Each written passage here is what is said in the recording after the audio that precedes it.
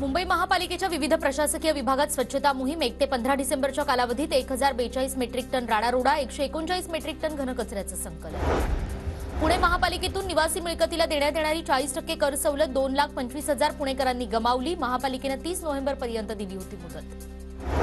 कोरेगाव भीमा वर्धापन दिन साजरा करण्यासाठी राज्य सरकारला उच्च न्यायालयाची परवानगी। ऐतिहासिक विजय स्तंभाला अभिवादन आणि या अभिवादनासाठी करण्यात येणाऱ्या भाविकांची व्यवस्था करण्यास जिल्हा प्रशासनाकडून तयारी सुरू।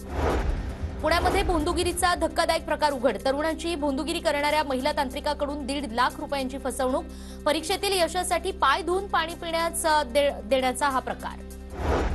भुसावळच्या दीपनगरातील 660 मेगावॅट प्रकल्प लांबणीवर पडण्याची शक्यता। सध्या जनरेटरची चाचणी घेण्यास प्राधान्य।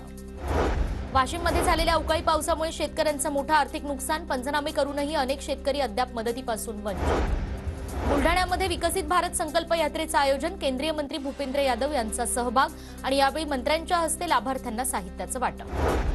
पुण्यामध्ये मागच्या 2 दिवसापासून थंडी वाढली। 10 अंश सेल्सिअस तापमानाची नोंद। आणखी 2 दिवस तापमानात घट होण्याची शक्यता। नागपूरसह विदर्भात तापमानाचा पारा घसरला। नागपुरात रात्रीचा पारा 12 अंश सेल्सिअस पर्यंत घसरला।